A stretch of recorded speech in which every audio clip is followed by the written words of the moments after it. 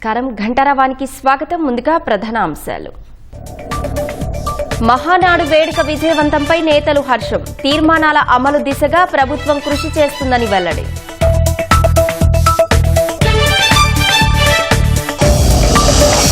Gaddar Telangana film అవార్డుల ప్రకటన. 2014 నుంచి 23 వరకు ఉత్తమ చిత్రాల వివరాలు వెల్లడి.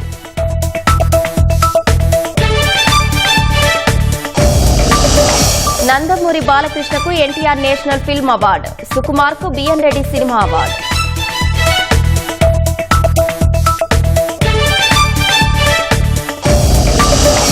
పాకిస్తాన్ ఉగ్రవాదులు మృతి చెందితే సంతాపమా? కొలంబియా ప్రకటన భారత్ను నిరాశపరిచిందన్న శశి థరూర్.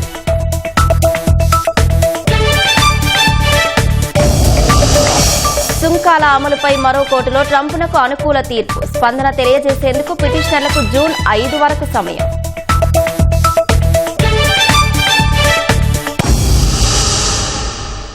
కడప మహానాడు సూపర్ హిట్ అయ్యిందని, అంచనాలకు మించి విజయం సాధించిందని తెలుగుదేశం నేతలు అన్నారు. దశాబ్దాలుగా కడప వెనుకబాటు తరాన్ని తమ రాజకీయాలకు వాడుకున్న వైఎస్సార్ కుటుంబానికి మహానాడు చెంపపెట్టని నేతలు అన్నారు. కడప గొప్పతనాన్ని ప్రపంచానికి తెలియజేసే విధంగా మహానాడు జరిగిందని సంతోషం వ్యక్తం చేశారు. మహానాడు టీడీపీ కార్యకర్తల్లో నూతన ఉత్తేజాన్ని నింపిందని, ఇంతటి ఘన విజయానికి కృషి చేసిన ప్రజలకు, పార్టీ శ్రేణులకు నేతలు ధన్యవాదాలు తెలిపారు. మహానాడు వేదికగా ఆమోదించిన తీర్మానాల అమలు దిశగా కూటమి ప్రభుత్వం కృషి చేస్తుందని హామీ ఇచ్చారు. కానీ విని ఎరగని విధంగా ఈ మాట నెవర్ బిఫోర్ నెవర్ ఆఫ్టర్ అని చెప్పేసి మేము మహానాడు మొదలు కాకముందే చెప్పాం. అదేవిధంగా ఈరోజు కడపలో ఉన్నటువంటి ప్రజానికం అంతగా సహకారం అందించి ఘనంగా మహానాడును చేసుకోవడం జరిగింది. మరి ఈ సందర్భంగా కడప ప్రజానికానికి, మా నాయకత్వానికి ప్రత్యేకంగా ధన్యవాదాలు తెలియజేస్తున్నాం. కడప జిల్లాకు సంబంధించిన ఏ కార్యక్రమాలు ఈ 4 సంవత్సరాల్లో చేస్తామని చెప్పారో అవి తప్పకుండా ఒక భరోసాగా రేపు 4 సంవత్సరాల్లోనే ఈ కార్యక్రమాలన్నీ పూర్తి చేస్తే వచ్చే ఎన్నికల్లో కూడా ఇప్పుడు 7 వచ్చాయి, రేపు 10కి 10 వచ్చేదానికి ఒక ఆస్కారం ఉంటుంది. తప్పకుండా ముఖ్యమంత్రి గారు నిన్న మనం ఆయనకు పెట్టిన గౌరవాన్ని తప్పకుండా నిలబెట్టుకుంటారు. మన కడప జిల్లాను అభివృద్ధి పదంలో నడిపిస్తారని తెలియజేసుకుంటూ మరొకసారి అందరికీ ధన్యవాదాలు తెలియజేసుకుంటూ సెలవు తీసుకుంటున్నా. రాయలసీమ నాది, నా గడ్డ, నా పులిబిడ్డ అని చెప్పుకున్న వాళ్ళు చాలా మంది చూశారు. చివరికి రాయలసీమ కాదు కడప నాది అనే భ్రమలో ఉన్నారు.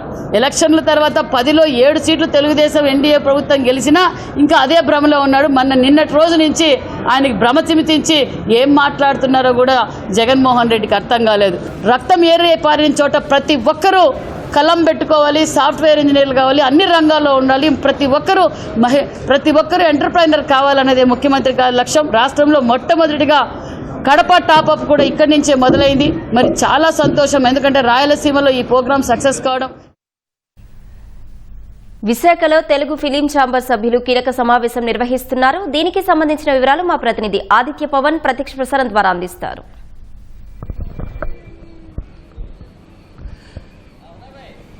విశాఖలో ఏపీ ఫిలిం ఛాంబర్స్ ఆధ్వర్యంలో సమావేశం జరుగుతుంది. ప్రధానంగా థియేటర్ యాజమాన్య సంఘాలు, మరోవైపు డిస్ట్రిబ్యూటర్ యాజమాన్య సంఘాలు, ఎగ్జిబిటర్ల సంఘము, అదేవిధంగా ఆంధ్రప్రదేశ్ నిర్మాతల మండలి, ఈ 4 ప్రధానమైనటువంటి అసోసియేషన్లు కూడా సమావేశమయ్యాయి.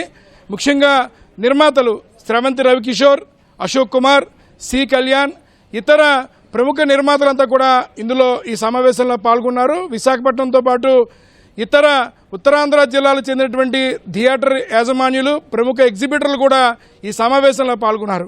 ప్రధానంగా సమావేశంలో అనేక కీలక అంశాలు చర్చిస్తున్నారు. ముఖ్యంగా ఓటీటీలు రావడంతో సినిమా థియేటర్కి వచ్చేటువంటి ప్రేక్షకుల సంఖ్య గణనీయంగా పడిపోయింది. మరోవైపు ఓటీటీకి ఎంత ఖర్చు అయితే అవుతుందో ఒక ఏడాది సబ్స్క్రిప్షన్కి, ఒక థియేటర్ సగటు మానవుడు రావడానికి అంత ఖర్చు అవుతుంది. కాబట్టి టికెట్ ధర మీద ఒక ప్రధానమైనటువంటి నిర్ణయం తీసుకోవాలంటే అంశం కూడా ప్రధానంగా చర్చకు వస్తుంది. మరోవైపు పైరసీ కూడా థియేటర్ సంబంధించినటువంటి సినిమాలు వచ్చిన ప్రతిసారి కూడా పైరసీ భూతం కొంత ఇబ్బంది పెడుతోంది. కోట్లలో నిర్మాణం చేస్తున్నాము, కానీ నిర్మాతకి పైరసీ వల్ల కూడా ఇబ్బంది వస్తుందనే అంశాన్ని కూడా ప్రధానంగా సమావేశంలో చర్చించారు. ముఖ్యంగా టికెట్ ధరల విషయంలో, ఎందుకంటే సినిమా విడుదలైన సమయంలో అత్యధికమైనటువంటి ధరల్లో టికెట్ ఉంటుంది.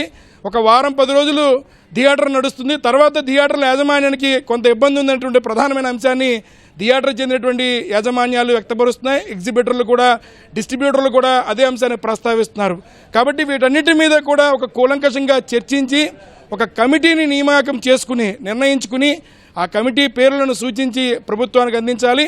ప్రభుత్వంతో ఈ కమిటీ చర్చలు జరిపి ముఖ్యంగా సినిమా రంగానికి, ఈ సినిమా రంగ పరిశ్రమకి కూడా మేలు జరిగే విధంగా కీలకమైన నిర్ణయాలు తీసుకోవాలనే అంశాన్ని ప్రధానంగా చర్చించారు. చాలా అనేక అంశాలు, ఎందుకంటే కరోనా తర్వాత థియేటర్ల సంఖ్య తగ్గిపోయింది. ఆంధ్రప్రదేశ్లో సుమారుగా 1100 థియేటర్ల దాకా ఆంధ్రప్రదేశ్లో ప్రస్తుతం నడుస్తున్నాయి. గతంలో చూసుకున్నట్టయితే చాలా వరకు థియేటర్లు ఉన్నాయి. అవన్నీ కూడా కొన్ని మూతపడిపోయాయి, కొన్నిటిని కళ్యాణ మండపాలుగా మార్చారు, మరికొన్నిటిని నిర్వహణ లేకుండా వదిలివేసిన పరిస్థితులు కూడా ఉన్నాయని థియేటర్ల సంఘానికి చెందినటువంటి ప్రముఖులు కొంతమంది ఇప్పుడే ఆ విషయాలను ప్రస్తావన చేశారు. పూర్తిగా అంటే సినిమా రంగం తిరిగి మళ్ళీ కోలుకోవాలి. ముఖ్యంగా వివిధ నగరాలలో, బి నగరాల్లో కానీ, ఏ నగరాల్లో కానీ సినిమా థియేటర్లు నడవాలి. వాటి ద్వారా కొంతమంది ఉపాధి పొందుతున్నారు కాబట్టి వారిని కూడా దృష్టిలో ఉంచుకోవాలన్నటువంటి ప్రధాన అంశాలన్నీ కూడా చర్చకు వచ్చాయి. సుదీర్ఘంగా సుమారు గంట సేపటి నుంచి కూడా చర్చ కొనసాగుతుంది. మరొక గంట పాటు కూడా చర్చలు కొనసాగే అవకాశం ఉంది. చర్చల అనంతరం ఒక కమిటీ నియామకం చేసుకుని, నిర్మాతల మండలంతా కూడా ఒక కమిటీని నియామకం చేసుకుని ఆ కమిటీ పేర్లని ప్రభుత్వానికి అందించాలన్నటువంటి ప్రధాన ఉద్దేశంతో చర్చలు కొనసాగుతున్నాయి. కెమెరా పర్సన్ ఏ శ్రీనివాస్తో ఆదిత్య పవన్, విశాఖపట్నం.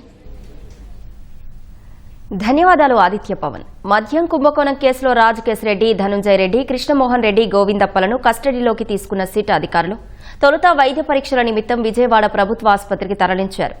నిందితులకు పరీక్షలు నిర్వహించిన అనంతరం వారిని సిట్ కార్యాలయానికి తరలించారు. ఉదయం 8 నుంచి సాయంత్రం 6 వరకు ఈ నలుగురిని సిట్ అధికారులు ప్రశ్నించనున్నారు. మద్యం అమ్మకాల్లో కొల్లగొట్టిన సొమ్ము చేర్చడంలో వీరు కీలకంగా వ్యవహరించినట్లు సిట్ ఇప్పటికే గుర్తించింది.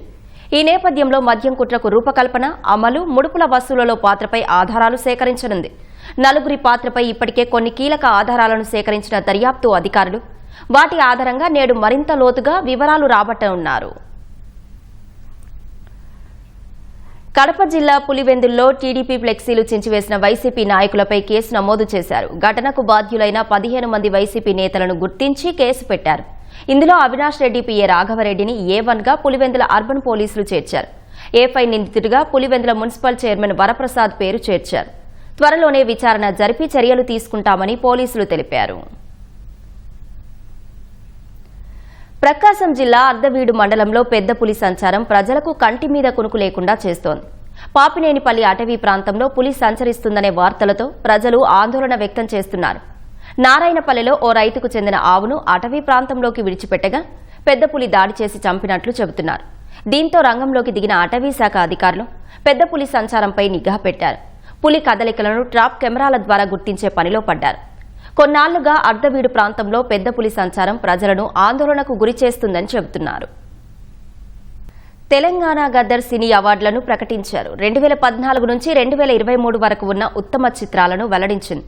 మురళీమోహన్ ఆధ్వర్యంలో జ్యూరీ ఒక్కో సంవత్సరంలో 3 ఉత్తమ చిత్రాలను ఎంపిక చేశారు.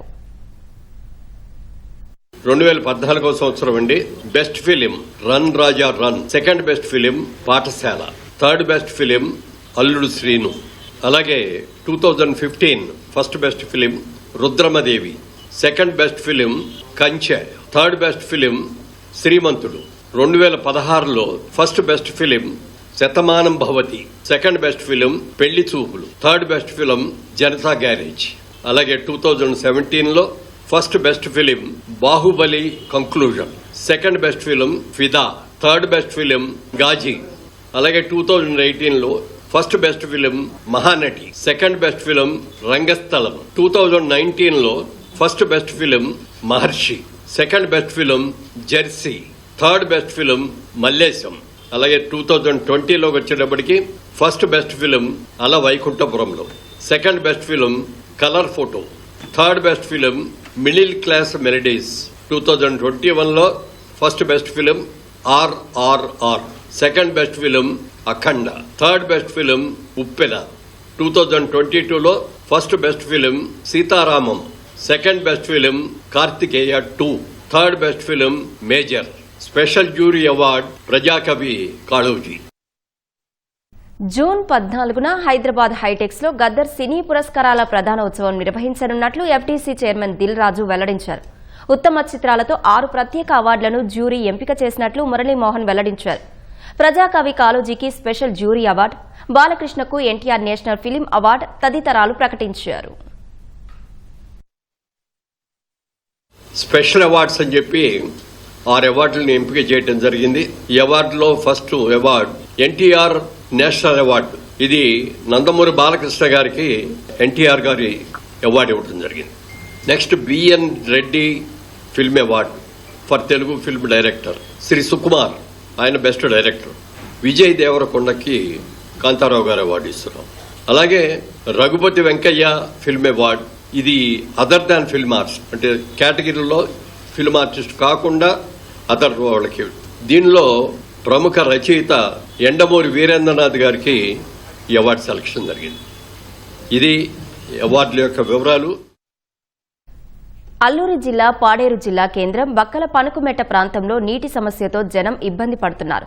తమ ప్రాంతంలో వాటర్ ట్యాంక్ ఏర్పాటు చేసి ఏళ్లు గడిచాయని, అవి మరమ్మతు చేయకపోవడం వల్ల నీటికి ఇబ్బంది అవుతోందని మహిళలు చెబుతున్నారు. పాడైన పైపులు, కుళాయిలను బాగు చేయించాలంటున్న స్థానికులతో మా ప్రతినిధి శివ ముఖాముఖి.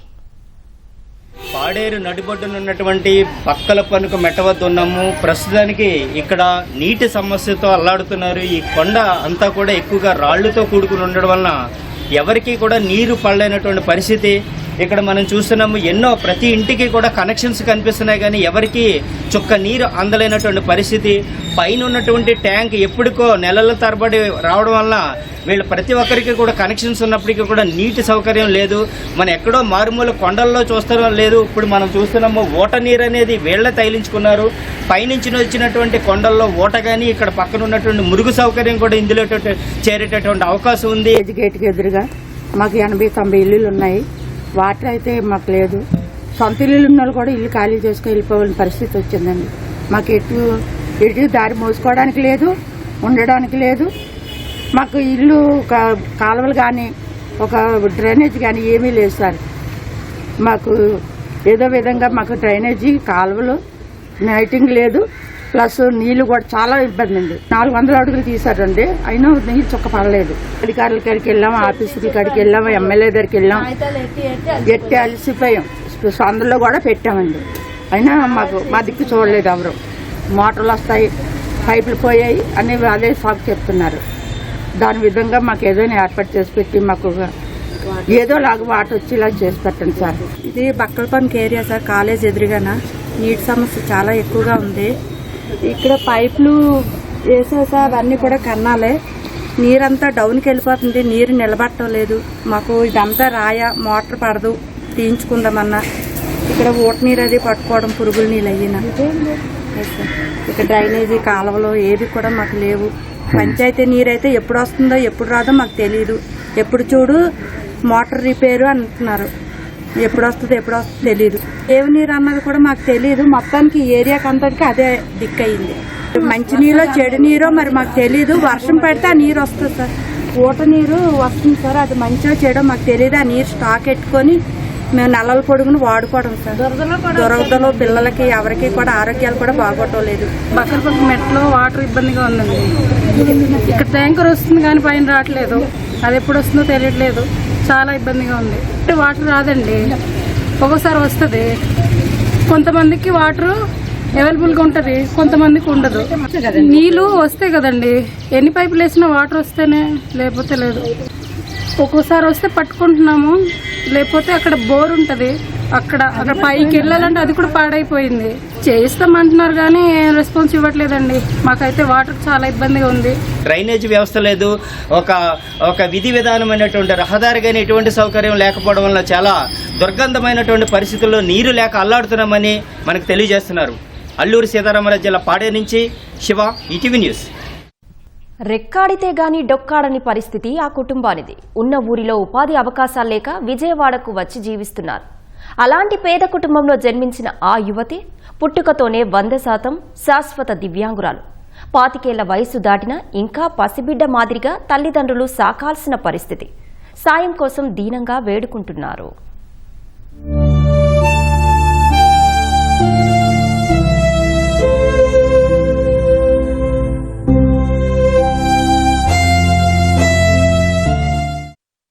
రాజ్యానికే పరిమితమైన ఈ యువతి పేరు కిరణ్ కుమారి. తల్లిదండ్రులు ఇనుపకుర్తి నరసమ్మ, సూరిబాబు. 27 ఏళ్ల క్రితం శ్రీకాకుళం జిల్లా లావేరు మండలం నుంచి విజయవాడకు వలస వచ్చారు. ప్రస్తుతం ప్రసాదంపాడు దగ్గర కార్మిక నగర్లో నివాసం ఉంటున్నారు. ఈ దంపతులకు 2 కుమార్తెలు. చిన్న కుమార్తె కిరణ్ కుమారి 100% శాశ్వత దివ్యాంగురాలు. విజయవాడకొచ్చిన మొదట్లో తండ్రి సూరిబాబు రిక్షా కార్మికుడిగా, తల్లి నరసమ్మ రోజువారీ కూలీగా పనిచేస్తూ జీవనం సాగించేవారు. కిరణ్ కుమారి పుట్టుకతోనే 100% దివ్యాంగురాలు కావడంతో తల్లి ఏ పనికి వెళ్లకుండా ఇంటి వద్దే ఉంటూ ఆలనా పాలనా చూసుకుంటున్నారు. తండ్రి రోజంతా రిక్షా తొక్కుతూ వచ్చిన ఆదాయంతో పాటు కుమార్తెకొచ్చే 6,000 పింఛన్తో కుటుంబాన్ని నెట్టుకొస్తున్నారు. 15,000 రూపాయల పింఛన్కు తమ కుమార్తెకు అన్ని అర్హతలు ఉన్నాయని తల్లిదండ్రులు చెబుతున్నారు. అనేకసార్లు అధికారులు, ప్రభుత్వ కార్యాలయాల చుట్టూ తిరిగినా ఫలితం లేదని ఆవేదన వ్యక్తం చేస్తున్నారు.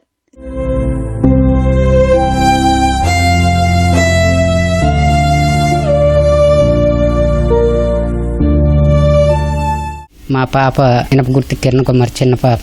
ఇప్పటికి 25 సంవత్సరాలు. వికలాంగులుగా అలాగే ఇంట్లో ఉంటుంది. మేము రిక్షా బండి వేసుకొని కూలి పని చేసుకున్నాను. సొంత ఇల్లు కూడా లేదు. పని చేసుకొని అలాగా పోషిస్తున్నాం. మా ఆవిడింటి దగ్గరే ఉంటుంది. ఆ పిల్లని చూసుకొని ఇబ్బందికరంగా ఉంది. మరి పింఛన్ కూడా 6,000 ఇస్తున్నారు.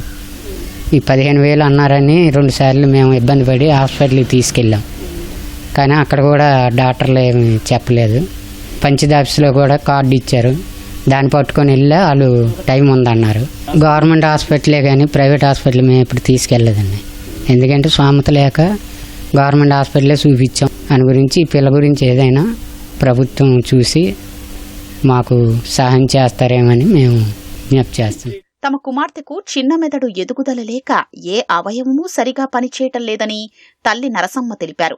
మెరుగైన వైద్యానికి తమ వద్ద డబ్బుల్లేవని, ప్రభుత్వము దాతలు సాయం చేయాలని వేడుకుంటున్నారు. నేను ఇంకా పాపను చూసుకుని ఇంటి దగ్గరే ఉంటా. ఆయనేమో రిక్షా పని వేస్తాడు. ఇంటద్ది కట్టుకొని ఉంటున్నాం. అలాగా ఆయన తెచ్చింది అప్పులు ఓడుకొని అలా సీట్లు వాడుకొని తెచ్చిన రోజు కట్టుకోవడం, లేని రోజు అలా ఉండడం, అలాగే ఇప్పటి వరకు ఉన్నాం. అయితే ఇల్లు కూడా లేదు, అద్దెకే ఉంటున్నాం మేము.